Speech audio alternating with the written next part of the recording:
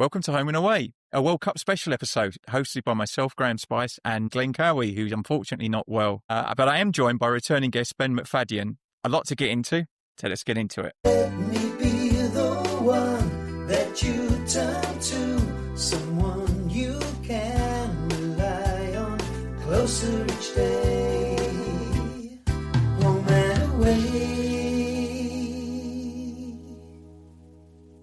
So welcome back, Ben. Good to have you back. Our returning German football writer and the host of the Borussia Dortmund fan club podcast. It's good to have you back again. How are you? Great stuff. Thank you so much for asking me on. That's very kind of you. And longing to talk about football and the World Cup. So much been going on, and seems like an endless chain of thought. So good to be invited on. Thank you so much. More than welcome. I think what's really good for me is that for all the noise there was around the World Cup before the start of the tournament, that actually the football's the thing that most people are talking about again. I think that's really healthy. I'm really pleased about that. And actually most of the fan experiences seem to have been predominantly positive as well, from what I've seen from all the media and attention that the various fan groups have had around the tournament. So that's a good thing, I think. I'm not sure if that's because of the organisation or in spite of, but it is good to see that the focus is very much firmly on the football again. Yeah, absolutely.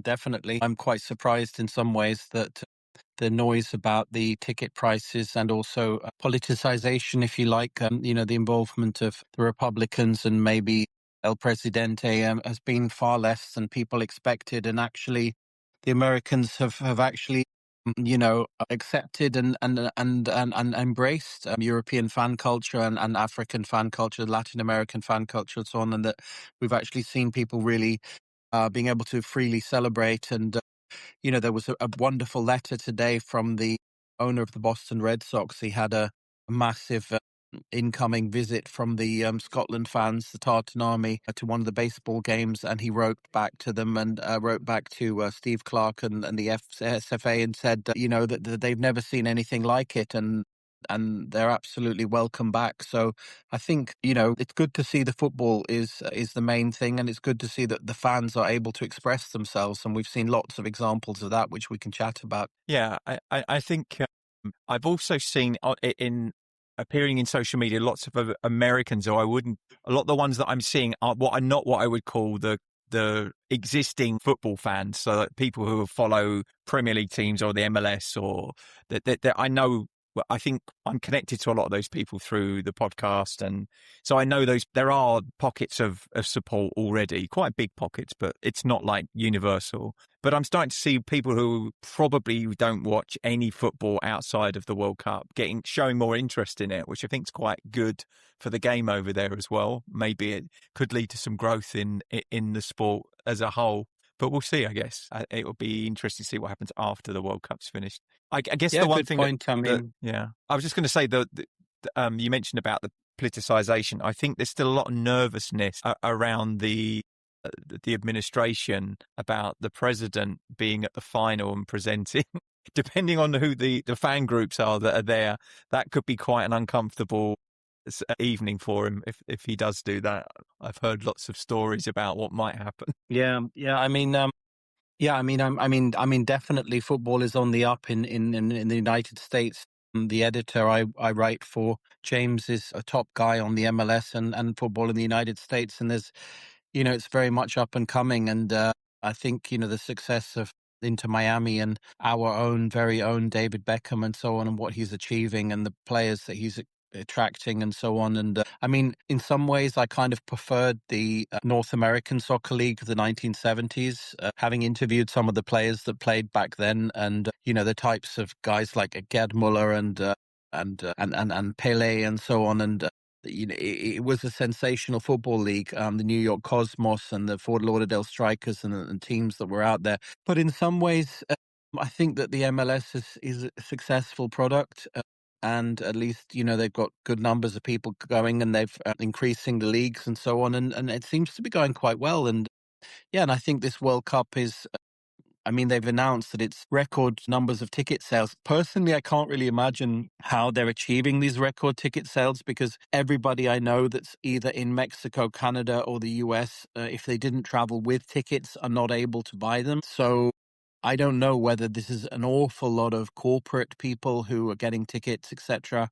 But of the half a dozen or so people I know who are over there right now, one of them is a former Germany national team coach who obviously, for obvious reasons, got invited to some of the games, Yeah. the Germany games. And then another one is actually with the leading tabloid newspaper as a reporter, Christian. And then the other one, basically, she got 2 tickets through work, and that's it. And I know a number of people in Canada, Mexico, and the US who would love to get tickets and are asking me for tickets, and I'm not even at the World Cup. So, Yeah. I think it's been much harder than ever, and it's been a very strange situation with the sheer cost of buying tickets, plus also the cost of travel and everything else. But yeah, so far on a footballing level, as you say, it's been a good World Cup so far, really pretty engaging games, and yeah, some strange kickoff times, but otherwise, Oh, I think decent that's football. Sure. it's not even the. I think if all the matches were around the same time, it might feel manageable. Like for instance, when the World Cup was in Japan and Korea, the matches were all Okay. roughly in the same time, but the variation in kickoff times is nuts. We have games on at 5 o'clock in the afternoon and 4 o'clock in the morning. It's like an 11-hour Absolutely. swing. So, yeah, Absolutely. Yeah, I think so. but there's still And a lot of people are still watching. I think it's still. Mhm. It's still getting good viewing figures, I think. As good as you would expect for Yeah. early hours of the morning matches. But Yeah, I usually hit the sack by about midnight. And to be fair, that means that I've missed particularly the Cape Verde games, which I really wanted to see. And I'll probably miss tomorrow night's one as well. And yeah, watching highlights just isn't the same thing, is it? no, it isn't. But I guess if you're trying to hold down a job and watch as much of the football as you can, something has to give eventually, doesn't it? Yes. So yeah, I've obviously got plans tomorrow. I'm going around with friends. We're watching the England game, which I guess is the last group game for us. Hence the shirt. Very Yes. nice 1982 shirt. Yes, it's the only English shirt I have actually. I don't really have a lot of international shirts. My son's got more than I have, but It looks I'm like an authentic one. yeah, I think it was Is it the it is it should be Admiral, shouldn't it? ambassador brand? I thought it was Admiral. it was That's it. Yeah. Admiral. I remember now. It hasn't Yeah. hasn't got the Admiral logo, so I'm assuming it's not. But yeah, I think ironically it's the easiest of the 3 games that England probably would have faced in that group. Although we seem to struggle against the lesser teams, probably because of the way they set up against us, because their expectation is that they're going to have to soak up a lot of pressure. They'll probably be fairly defensive, I would imagine, and that's really what we struggle with Ghana. I felt that we really struggled to break them down. But how do you feel how England progressed so far? I've been quite impressed with Tuchel. I think he's spoken really well. I think the players are obviously back behind him. And it's been interesting to watch him on the sidelines during matches and remonstrating with the players and trying to get them to do the things he's expecting them to do. It's been quite an interesting watch. Well, Graham, I was lucky enough to make a documentary about the life of Thomas Tuchel last year for Sky Television and Amazon Prime, and looking into his life, interviewing people who've met him all along the way, and it was really a thrilling experience. I think that obviously, as a Borussia Dortmund fan, I've had quite a bit of exposure to him, but also seen him on the sidelines for Bayern Munich over the years as well. I mean, he comes across kind of, whenever he's in an international setting, he comes across a lot less brittle and a lot more kind of laid back and engaging, I think. So it's kind of good to see that, and it's good to see that he seems to get on well with the majority of the England players. I suspect perhaps, it could be said that there are some issues maybe with Jude Bellingham, is what we read in the press.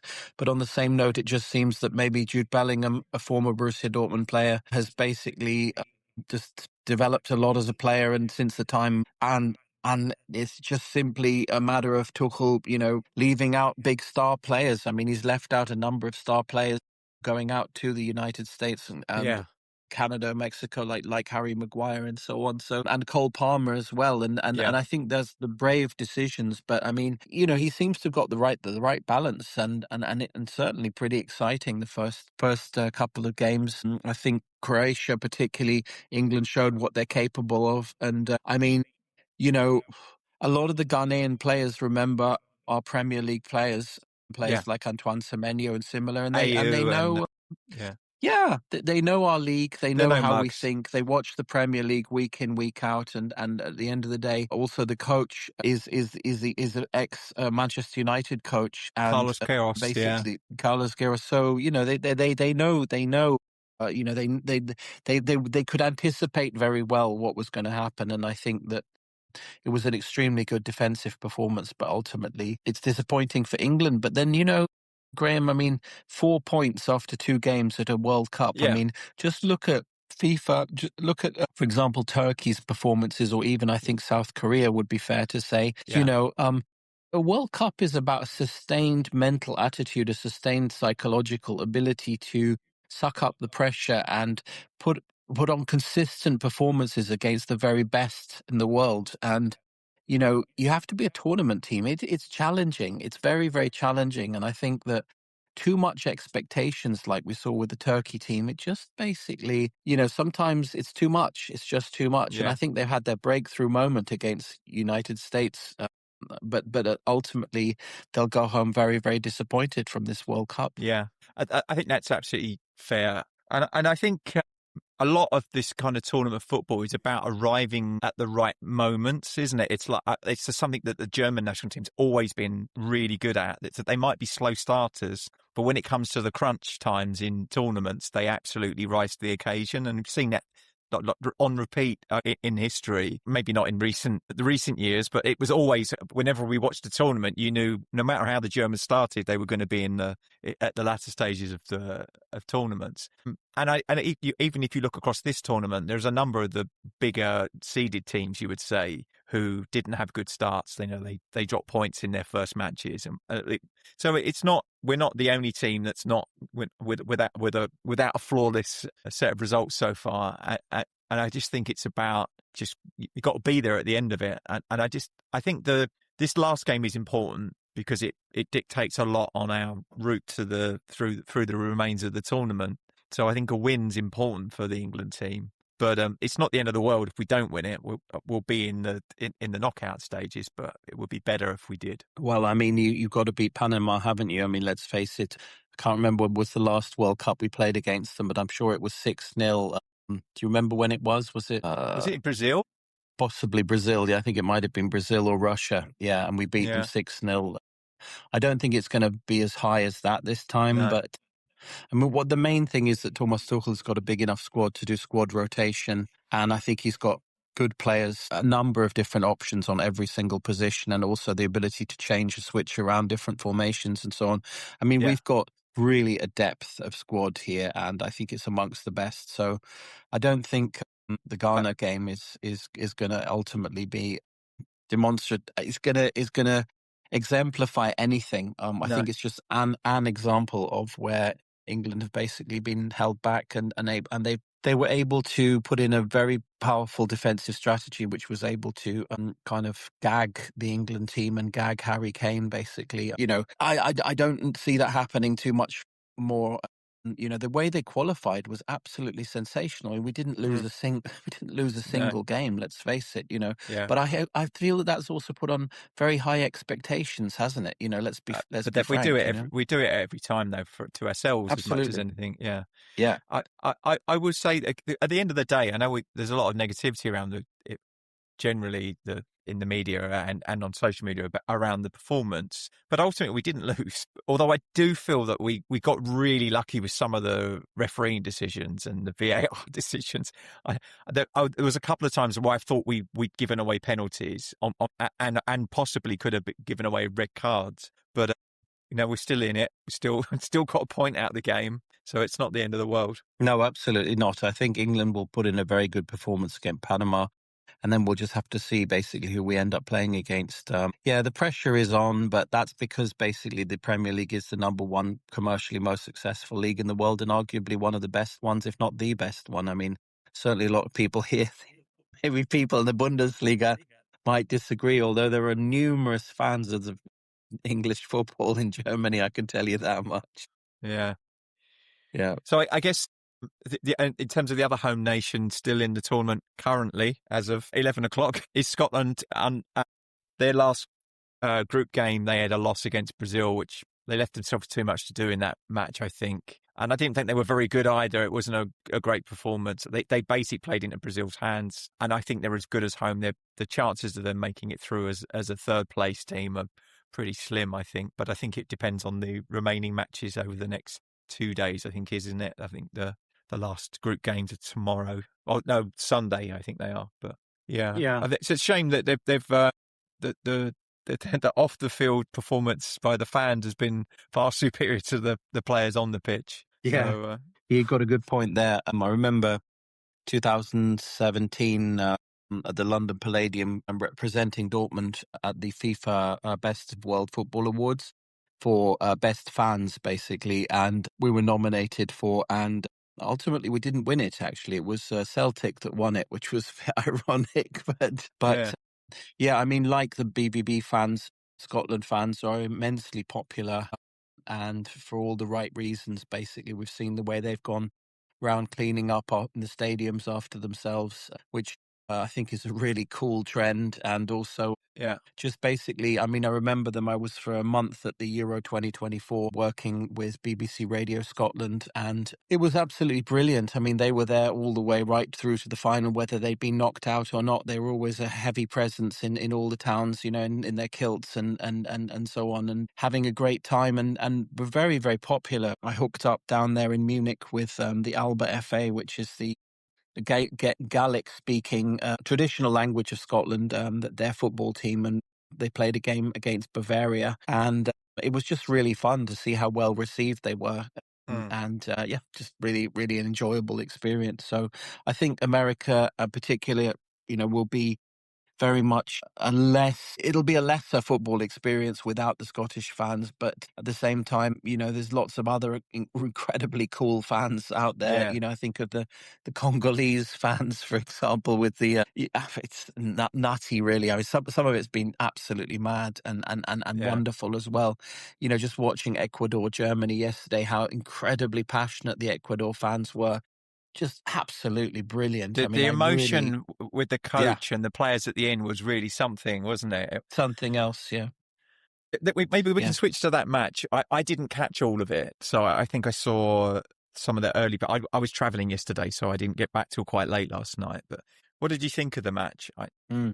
Yeah, well, again, Scotland, I think, are out, and I agree with you on that one. Just so Germany, well, good question. Well, I think on the whole, so far, I mean, they've been good, they've been strong. I didn't expect them to be as strong as they are, but I think it will be fair to say that one of the weaknesses of Germany has been at times to overestimate themselves. And I think that we see that with Bundesliga teams like Dortmund and Bayern, but we also see it with the Nationalmannschaft, the national team, that they basically go into some games expecting to win, and then sometimes they get caught out. And I think yesterday was such an example.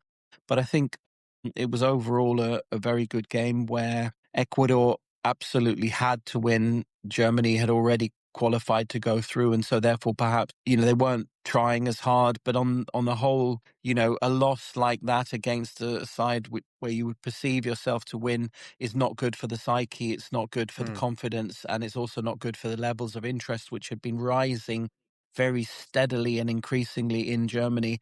German fans tend to go into a lot of these tournaments in the last 10 years or so simply on the back of the failures at Russia and Qatar, with a kind of suck it and see kind of approach, you know, and I think that's exactly what they went into it this time. And then off the back of two very, very sound results, German fans have been pretty enthusiastic this time. The stunning kit that they're wearing this season, which is Adidas's last kit before Nike take over, I hate the is I hate the yeah. Nike kits. The Oh Adidas yeah, kits yeah. are always the best ones. Yeah, Adidas is wonderful. Yeah.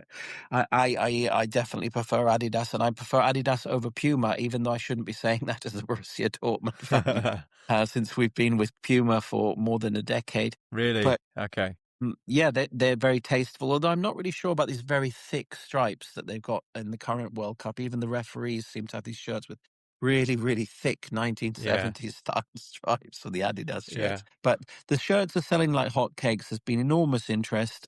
I think Julian Nagelsmann's done some really exciting stuff, particularly Dennis Undav, who all Brighton Hove Albion fans will know, many Premier League fans will know, has been a great joker. They were missing a striker. Players like Niklas Füllkrug haven't really worked. And Kai Havertz and Florian Wirtz, Undaf's been the man, basically. So as long as he keeps scoring, I think there's a very good chance that Germany can keep winning. But Yeah. as to how far they go, I suspect if they get through the next round, which they will, France will probably be, particularly after today's performance, will be a dead end. I think I can't really see them going any further. Yeah. Although I think the result today, the Norway-France result, I think it was 4-1 in the end, wasn't it? It has to be taken with the knowledge that Yeah, it was 4-1. Norway made 10 changes. So it was that they'd already almost given up before they even started. I think they decided that they were better off resting the players because I think their next match is like 4 days later or something. Yeah, good So point. Good point. It Good does. strategy. It looks better for France. Although Dombelli scored 3 in the first 30 minutes, I think. So they're no mugs, that's for sure. And you can only play what's in front of you at the end of the day. But I'm a player that Dortmund fans love to hate, Dembele, just simply because of the way he left the club. But I think he deserves every bit of his Ballon d'Or and sensational player and sensational side at PSG and so on, as Dortmund have found out at their own expense repeatedly. So yeah. at the end of the day, I think France are going to be right up there. Yeah, I think they're one of the best balanced teams. They've got it in every area. I quite fancy them to go really deep into the tournament again. Oh, absolutely, 100%, great, 100%. I think France will be in the final. Yeah, I guess then from the other kind of heavily seeded teams, like the Argentina easily through to the knockout stages, and I'm still amazed that this is like Messi's 6th World Cup, and he looks like a teenager still. I don't understand where he finds the energy from. He's just a superhuman. There's something completely different about him. Well, if there are two people that I find spookily superhuman, one of them's Elon Musk and his trillion pound, whatever, $1 trillion fortune, and Ryan and young Leo Messi there. I've seen Leo Messi play at the Camp Nou or No Camp at Barcelona against Borussia Dortmund a few years back when he was still there, whenever that was, 2019, I think. And it was phenomenal watching him. I mean, the speed, the pace, the style, the technical ability. Again, he was at the World Football Awards as well, but I didn't get to speak to him, although a friend of mine did. And he doesn't do quite so well on the speaking front, but then perhaps if you speak Spanish, you're better off. So I would have been a better person for him to speak to. But yeah, I mean, absolutely phenomenal. And in many ways, probably wasted on the MLS because he could probably still do a fair amount in a European league. That's the disadvantage of following the Bundesliga, Graeme, is that you very seldom get to see that level of superstars, with the exception of Harry Kane, which I know you as a Spurs fan are probably not that happy about. I don't know. Disappointed, I think would be, but I think that he earned the right to go and win some trophies. Unfortunately, the season after he left us, we went and won one after all, but yeah, I think that we talked about this in the last episode when we talked about Messi after the first match, and he's gone on. I think he's got 5 goals and 3 assists or something, or 4 assists already in 2 matches. It's like it's something else. And what we were talking about is I saw him play as well at Wembley when Tottenham were playing at Wembley when the stadium was being built. We played Barcelona in a group game in the Champions League. And then we lost 4-1, and I've never felt as happy as I did after the match, just to have seen him play, because it was otherworldly. he's just something. Just we've been blessed, I think, in the period in football where we've had some really great players, and with him and Ronaldo, of course. And it's coming to an end, that era. I think I keep saying that about Messi, and he's 41, isn't he? I think, and he's still performing at the highest level. But yeah, we've been very lucky, I think, to have seen those kind of players. Yeah, that would be another team that I would expect to be in the last four. Frankly, Argentina. Yeah. And France. And frankly, if I got this wrong, forgive me, but I would expect England to be right up there as well. So, yeah, I mean, Argentina, well, they're defending champions. They're better than I expected. But to be fair, so are Brazil. They're better than I expected. I mean, they only qualified as fifth best. I agree, watched them against. I watched their games, and they're a lot better than I expected. So, but we'll just have to wait and see, basically. I have a Brazilian friend in London, Alex, who's been a guest on the pod before, and he won't watch the national team. He did watch I think he went to watch the Scotland game last night, whenever it was, with a friend, but mostly because the friend wanted to see Scotland play against Brazil, not because he particularly wanted to watch Brazil. He's really anti I think he feels like, and it's very obvious if you look at the team. This Brazil team is an absolute pale imitation of the teams of maybe 20 years ago. It's very workmanlike. I think, unfortunately, all the players have played in Europe and had all of the kind of Latin flair that we expect from Brazilian players beaten out of them. There are players, obviously, but it's a much more workmanlike Brazil team than some of the teams that we've seen in our lifetime. So he's not a big fan. Yeah. Yeah, I mean, coming back to your shirt, I mean, España '82 for me was the greatest Brazil team that I've ever watched. Players like Falcao and Cerezo and Socrates and so on, and Zico, and I mean, absolutely astonishing team. That's the team that will remain with me forever, and the best Brazilian team that never won anything. Yeah, I mean, I think it is workmanlike, but on the other hand, Carlo Ancelotti is a great winner with clubs, and I think that whilst the Brazilians I've spoken to in the media realm have complained about Ancelotti and perhaps said that they'd rather see a Brazilian and coach. At the end of the day, if there isn't a Brazilian coach right now that's up to it, I mean, in a way, I think Ancelotti's, I think we can all agree. I mean, he's one of the best coaches of the last 25, 30 years. And I think that has to be. So, yeah, I mean, Brazil for sure deserve to be where they are. And talking about individual players, Vinicius Jr, and his hat trick this week, absolutely phenomenal, phenomenal. And but of course, living here in Bournemouth, I'm a bit disappointed that Evanilson didn't get chosen. But maybe that's just local patriotism, local little Dorset thinking. Oh yes, Evanilson, he's the man. AFC Bournemouth. You got to pick one of the cherries, mate. Yeah, it's funny. And then I guess looking at while we have the Portuguese-speaking team, Portugal themselves look comfortable. I still think that I think they've one of the best midfields in the tournament. Still, it's basically PSG's two centre midfielders who obviously have won back-to-back Champions Leagues. I think the one thing that limits them is the Ronaldo question. I think he obviously scored 2 goals in the last match, but I think he's one of those dilemmas that you for the manager especially, if you leave him out, then that's the story.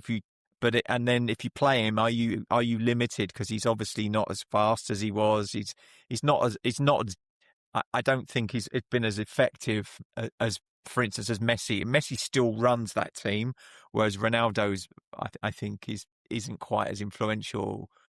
Maybe in a dressing room he is, but I agree. I feel like I still think they're a really strong team, even defensively as well. But that I think that one position it's a super important one as well, right? But yeah, we'll see. I still fancy them to go quite a long way, but maybe they'll come up short. Yeah, I think they're going to come up short. To be frank, I don't think this is the best Portugal team that we've seen for some time, and also I think that apart from the game a couple of days ago, I think that they've been fairly mediocre, and Ronaldo is showing his age, and I think that's only a fair assumption. And yeah, I'm not really sure about this Portugal team. I'm not really sure. I mean, I think there's just so much sheer quality in sides like France and England on the right day, and also Argentina and potentially Brazil as well. But then there's a few dark horses out there as well. I mean, I was very surprised at Norway losing that badly. But then on the other hand, as you said, I mean, it was very smart to leave the top players out and rest the players and just test the rest of the squad, Yeah. I've interviewed players over the past decade who have traveled to World Cups and not actually got a game. And it is very, very disappointing, I think, to be at a World Cup and actually not get to play at all. Yeah. So, I mean, yeah, at the end of the day, what makes a team really successful is the ability to integrate the subs as well and give them a feeling that they're needed, they're wanted, and Yeah. they're part of the team, and that they can make a difference and then come on and score and so on, like Dennis Undav is doing for Germany. So, yeah, I mean, I wouldn't discount Japan and Norway in terms of being able to go reasonably far in this tournament. But you know what? Team, I'm really excited by our Cape Verde, to be fair. I mean, I watched them qualify ahead of Cameroon and Angola, and only losing one game, and then going straight in there and playing unbelievable football, absolutely unbelievable football. And people keep putting their finger on Vozinha the time, the goalkeeper, and saying, it's all about him. But I don't think so. I think it's a squad effort, and the vibes, the energy that they're bringing, the commitment, the ability. It's so exciting. I mean, these are the classic underdogs, and personally, I'm going to do my absolute utmost to stay up tonight for their game against Saudi Arabia and see, It's the big one. see at least one of their games. Yeah, I think they need at least a point. They'll get a point. I watched the Saudi game against Spain, and it was appalling, absolutely appalling. Saudi Arabia are going to need to pull their boots up ahead of the 2034 World Cup. Yeah, I think Spain. Obviously, Spain look comfortable as well. They look they're one you'll expect to see in at least the quarterfinals, and just depending on how those matches play out. But yeah, and then Sweden are through as well, I think, aren't they as well? So they're a strong team. They've got but I don't expect them to be. Well, they got hammered by Holland, didn't they? 5-1. Yeah, that was pretty awful. And the Dutch look strong as well. And they seem to have the Dutch team traditionally are not great tournament players, and it's not that they're not good players individually, but they've always struggled to have a harmonious dressing room because there's been a lot of infighting between the players and the coaches, and also in the past. So it feels they're pretty together this time, and that could make it difficult for other people. I think they might be a bit light in terms of attacking players. I know they've scored a lot of goals, but they're not. They don't have a kind of like standout, I don't think. But maybe that's a good thing. Maybe a strong team is what's needed rather than relying on individuals to score for them. Yeah, well, I mean, that's the exciting bit about Cabo Verde, is that they are a second Portuguese team, basically, like Curaçao are a second Dutch team, etc.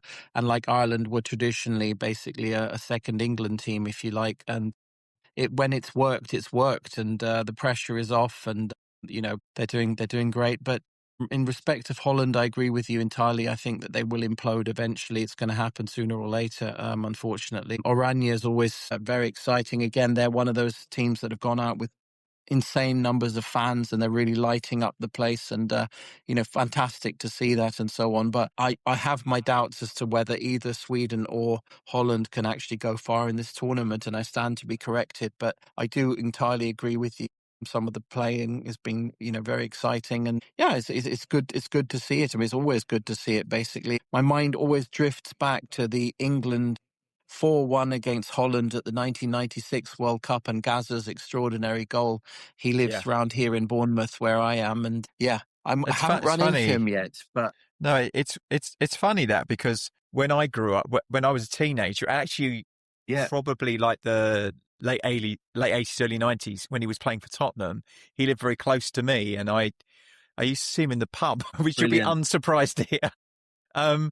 Brilliant. And like there was days when he wouldn't have played because he was ill, and then he was in the pub that evening. So he had a problem. Clearly had a problem, but Bless him. yeah, What a gifted player! What incredible generations player. of gifted players! Is this the World Cup where finally all comes together for England under a German manager? How do you feel about that, Graham? Honestly, a German manager leading it's not, the Three Lions to victory. I kind of don't mind it, and I think that the thing is as well that we've become normalized to it because the Premier League is so multicultural. Like we're used to foreign coaches, foreign players. For me, it doesn't, and I'm not a particularly xenophobic for international football either. I think we've had Swedish, Italian coaches as well, and it's not an issue for me. Ultimately, the players are the thing that makes us the England team. The coach is just an enabler for the players, so I don't have an issue with it at all. And he's a good coach. I mean, we're very lucky to have him. I think if we were to have made a decision to just take English coaches, the selection of coaches that are available at the moment is pretty slim pickings. I would have said it would have been probably someone like Potter is what would have been one of the obvious ones, but he's the Sweden coach, or who's the guy at Newcastle? Well, that's a good point. Actually, I hadn't thought of that. That is a good point. Yeah. There's an English manager on the touchlines at the Sweden national team, which is not the first time. Roy Hodgson was of course Sweden coach as well, and Switzerland, and he was the Swiss he was the Swiss coach in '96. It was the first group game we played. I remember it because it happened just before for two of the games I was out of the country, but I watched that one before we went. Yeah, I have to say, Graham, in some ways, this World Cup feels like USA '94 did. It feels very, very far away and very remote. And it's not just because it's played in different time zones or it's played in the United States or the sporting culture is so different, although the Premier League, I think, is adapting to that sporting culture. A lot of the razzmatazz, the hydration breaks with the adverts and the music, I mean, particularly the music that they suddenly play in these hydration breaks. You've got music right up until a kickoff. Then you've got music in the breaks, trying to keep it all together. And it's either techno music or rock music.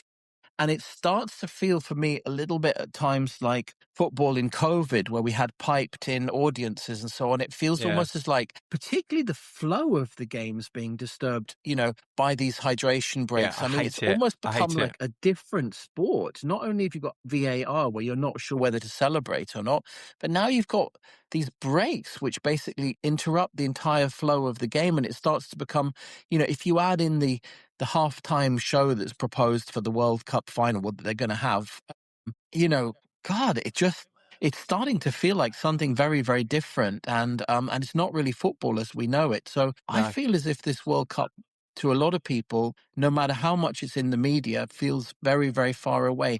The other thing that surprised me a lot is not so many kind of parties or watch parties or big screenings or whatever here in England. I remember a World Cup, I think it was in Japan, when being in Trafalgar Square for the England games with thousands and thousands of people. Yeah. And I haven't really noticed that this much at this time. I mean, I was out in Germany last week and I found that not everyone in Germany's kind of tapped into it. And then the same thing here in England. I mean, yes, for the England games, but not so much for the other games. So here in Bournemouth is a very international city with, people living here from Colombia, Brazil, Spain, etc. We've got vast numbers of people who live here from different countries. And, I haven't noticed like pubs being full of, Spanish local residents wanting to watch the games or whatever. And, I don't really know why this World Cup feels so very far away, but it didn't start off from the best premise in terms of all this commercialization and the ticket prices and so on, which made it feel, difficult and inaccessible. And now, I mean, I don't know, but I find it's slightly different than in other years. And that's a bit disappointing in a way, particularly because of England. Because if we do win, then I wonder where the nation can fully get behind that, really, really with full enthusiasm. I think that you're right. That there's what FIFA always do this, right? Every tournament, they come up with some harebrained stuff to try and modernize the game, and this hydration breaks, which they say is for the benefit of the players, but if a player's playing in a stadium with a closed roof and it's air conditioned, why do they need a hydration break? It's absolutely, and you know exactly why it is. It's because the advertising slots for those breaks over the whole tournament are worth $250 million. That's why they're doing it. It's absolutely nothing to do with the players at all. And because even when the players have had a drink and they're ready to resume, they have to stop and wait for the adverts to finish, which is ridiculous. So yeah, I hate it. I hate everything that they've tried to do to it. I hate the music at half time. I'm a traditionalist Bovril and pie guy. That's what half time's for. It's for going to the toilet, grabbing a drink and a pie. Not. I don't want to see Shakira for the 400th time.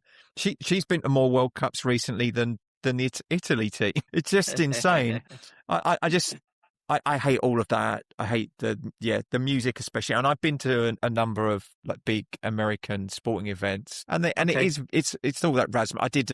I went to see a game in Denver at the Mile High Stadium. I saw the Broncos against the Patriots, and had really good seats. But the whole thing, it's basically an hour of American football with 4 hours of waiting around for the TV adverts to finish. Just not for me. Not for me. It doesn't make any sense. No, and the one thing I'm really pleased about, and I thought it was for good reason, but I understand that it's not.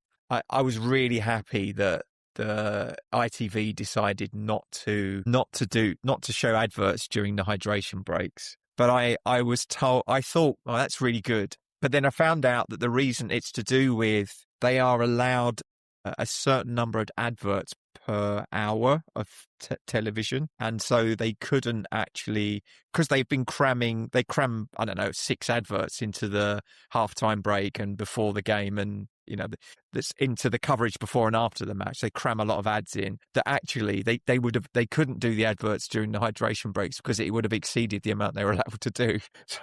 So it wasn't completely altruistic reasons that they did it. So, but at least they're not. And I also like the fact that they're planning to not show the halftime music for the final as well, and that both ITV and the BBC will do football analysis, which is absolutely what I want to see. I want to see someone. Emma Hayes has been absolutely brilliant in the ITV studios during the hydration breaks, talking about the football and the tactics.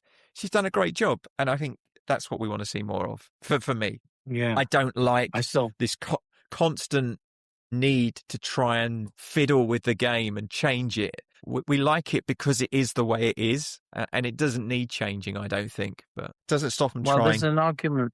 I mean, we've had the last few days pretty much 40 degrees heat in England, which we haven't seen the likes of since the 1970s. Apparently, they're saying it's been the massive heat wave, and one of the hottest, and I found it quite oppressive, and I've read similar things about the United States and so on, and I'm actually surprised that unlike the Club World Cup, where there really were genuine issues with the heat and so on, I'm surprised that there hasn't been, and perhaps the hydration breaks have helped with that, certainly, being able to monitor players' health and so on, but there's no doubt that it's a very, very hot summer this year, and I mean, from that perspective, I think, anybody being very rational would accept that there is probably a need, and particularly, I mean, maybe it's strange that it wasn't introduced in Qatar. I don't remember it being Qatar. Do you remember it, Qatar? No. That being in the middle of the desert. But you know what? I mean, the one thing that's really surprised me is that there aren't more games in Canada. Basically, Canada have got a surprisingly few number of games, and they didn't get a lot of premium. What I would call I wouldn't have called not a lot of premium matches either. So I think they kind of, I think they feel like that. And I think we had a couple of people on from the Toronto Tottenham Supporters Club, and we talked a bit about that, about their readiness for the tournament. And one of the guys, Paul Wing, he's the chair, I think, of the Supporters Club. The last time we had him on at the end, we did our end of season, where we had like 8 people on. I think it was like we almost put a team together. He was, at the time he did the recording with us, he was in Vancouver, so he'd seen the preparations in Vancouver and in Toronto, and I think there was some frustration that, I mean, they were promised a lot, and I think a lot had come to pass, that it wasn't the way they'd expected it to be. Like the stadium enhancements in Toronto, it's basically like a pile of scaffolding to get the extra seats in. It's not something that's going to be be there after the tournament, which is unfortunate. I think it's far more temperate. I think it would have been better to have some more matches there. And also, I wanted more matches in Mexico because it's a proper footballing country. And like for me, I want to see all the matches in the Azteca because it's like a cathedral of football. It's an incredible venue for football. Yeah, I couldn't agree more. Whereas I find those big American NFL stadiums to be a bit soulless. They are impressive feats of engineering. Their facilities are incredible, but they're not.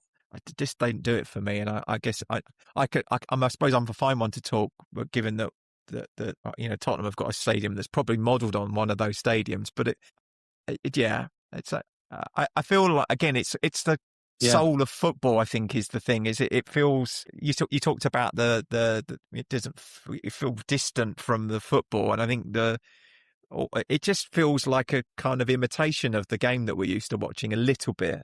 The football's there, but absolutely. Everything around it feels slightly phony. Absolutely, yeah. I mean, I went to watch Miami Heat against Portland Trailblazers basketball NBA, and I couldn't relate to it at all. I thought the shopping was amazing, the sheer amount of merchandise and food courts and so on. Yeah. But the sport, basically the basketball, felt like very much an afterthought. And I think that anybody who's used to Bundesliga and particularly, but also a lot of non-league football in England has a completely different experience of participation and, being kind of really connected with what's going on and so on. And, it is a sad business that basically with commercialization has also come a lot of disenfranchisement of fans and of traditional supporter bases and so on. And I'm really hoping that the World Cup in Portugal, Spain and Morocco is very much more fan friendly.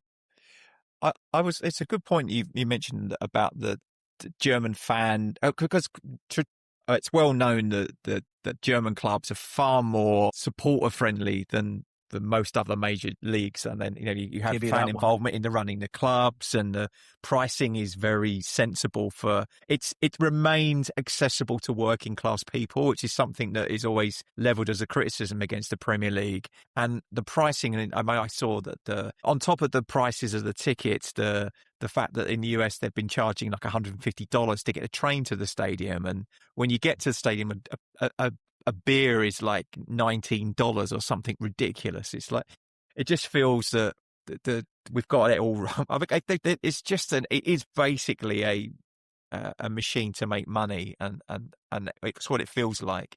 I was going to ask you. I'm afraid so. Specifically, I don't know if you've seen the stories on social media, but there's this guy, a German supporter, who's been traveling around the country. I can't even remember what the name of the guy is. He's been anonymous. Whenever he's photographed, he has a fake face, or some fake hold something up in front of his face. But he's been all around the country, and he started just posting about what he was experiencing while he was there. And I remember he went to see Buc-ee's, which is this enormous petrol station, and all the kind of things he's experienced as part of being in America. But it's got really big traction in the media, and like he got invited to a country and western singer concert, and he's been flown private by somebody to go and see a match somewhere. I don't know if it's been in the German media much, but it's been all over the news here. I have to say, you've caught me off guard there. This is something I'm not aware of, and I'm very, very curious to hear about that. So thank you so much. And it's fascinating. I have to say, you've completely caught me off guard there. I was not aware of this. I just suddenly remembered about investigative citizen journalism. It's good to hear. I'm very much looking forward to hearing this story. And I mean, there's a lot to be said. There's a term in Germany called angepasst, which basically means to be kind of, repressed and not really speaking up about what the issues are. But I think that people are voting with their feet. I mean, as I said, I'm very surprised how many people are actually attending games in the States themselves. But also Mexico, Canada, and so on. The stadiums don't look too empty. Apparently, FIFA is saying record numbers. Then before the tournament kicked off, they were saying that there was 30% of tickets unsold. So I don't really know what to believe. I mean, certainly it's not like the FIFA Club World Cup where they were giving tickets away I think you could buy 2 tickets for $10 at the FIFA Club World Cup, and still the stadiums were half empty. But then it was a very, very poor tournament overall, I think. In spite of the fact Dortmund did very well at it. I mean, innovation is good. It's good to see things changing, and there's been some rule changes as well at this World Cup. I just think ultimately it hasn't really felt like the football that we love and know. And I really hope that we won't see players getting red carded for, speaking with their hand over their mouth or whatever. Oh, I was so shocked when they sent that guy off Absurd. after that. Yeah. Totally absurd, totally absurd. And also some of the referees, I think, have been kind of pretty laughable as well. The sheer inability in terms of the English was, what can you say? I tell you what I do like as a former referee, not for very long, but I am a qualified referee. I like the name of the referee on the back of the shirt. I think that's a good touch, Yeah. because then the players know how to address him or what to. I think that is a good touch. There have been some certain details that definitely work, but it's just it's putting too much structure in what is traditionally a reasonably frenetic and unstructured 90 minutes of which is the way we like it. Basically, we love the passion, we love the emotions, we love the ups and downs, we love things happening, and we love even the moments when nothing is happening, when perhaps we fans can get involved and Yeah. get stuck in and really make some noise and encourage it, Yeah. whatever. I I say, found the fans to be great here at the yeah, World yeah. Cup. Really I think great, it's been Graham. a really good. I think the fans have been a big part of that themselves. I think they've helped to make the games interesting and everything around it Diaspora. as well. I sent you a link to the X account for that guy. His name's Freddie. I'm excited. I'm Yeah, excited to it's a read about fascinating Freddie. story, and you could follow it back for the last. He's been there since the beginning of the tournament, and it's a really fascinating story. And he's had, because it's become quite viral. He's had offers from all over the place to take him to places and getting tickets for Yeah. matches and all sorts. But yeah, fascinating story. Excited. Yeah, I'm really excited to read about Freddie. It's a bit like that saxophonist out in Germany. I mean, everyone outside of Germany is totally thrilled and excited about him. In Germany, a lot of people don't know what his name is. So these are phenomenal. But I do love the guy, the Congo guy who's standing, the statue man, Yeah, Mr. Statue Man. yeah, he's funny. I do, Mr. Lumumba or whatever. I think he's brilliant. He's absolutely brilliant. And He's a yeah, character, I all mean, right. yeah, lots and lots of characters. It's absolutely brilliant, and I'm sure that we're going to see more of it. And as the tournament goes on, it gets deeper and more exciting, and so on. And I'm sure there'll be an opportunity to come back and discuss. But hopefully, Germany will be able to get over the next game, whatever that turns out to be. Probably Bosnia. Hopefully, we can keep going, the Germany national team, and hopefully England, with my other hat on, will also do phenomenally well. But this is certainly a different World Cup. It's a very different experience, and it's one that's leaving me a little bit knackered and tired, and at times a bit frustrated. Yeah. Bring on the club football. What can I say? I've already booked my tickets today for a Birmingham City game, an Arsenal game, a Borussia Cool. Dortmund game. I'm I'm already looking ahead. I'm looking forward to the summer of yeah. friendlies. We've got three friendlies in Australia and New Zealand, including Yeah, Chelsea's one of them, I think. But and you're going out, I'm not, unfortunately. But we've got Glen and one of our other of returning course. guests, Richard, who's in New Zealand, who are going to be Yeah, attending. In fact, Richard runs the Kiwi Spurs supporters, so yeah. he's going to be at some of the club events that are happening around the friendlies as well, and he's been invited to dinner with the manager and so on. So hoping we can get some interviews or some Cool. good content around that. That would be fun. Yep, we can't. I mean, the World Cup is beautiful, but let's face it, it's club football that really turns most of us on, isn't it? I'm a club over country guy all day. But they say no, it feels in the summer, right? It's that horrible period between something to focus on other than the transfer stories. Well, yeah, I mean, we've got the European Championship in the British Isles. What is it? Coming up in a couple of years' time, and I'm sure that, like at 96, the country will get excited. And I went to a few of those games, and yeah, had a great time. And yeah, I'll definitely be up for that. And I think it's very different when it's here, when it was in Germany, or when it's here in Britain, or or in France or whatever when it's nearby. I mean, again, when the London 2012 Olympics were on, I went to loads and loads and loads of stuff. Yeah. Just, everything that was free, and plus a few with tickets and so on, and had an amazing time. So it's just, a bit like USA 94. It feels very far away.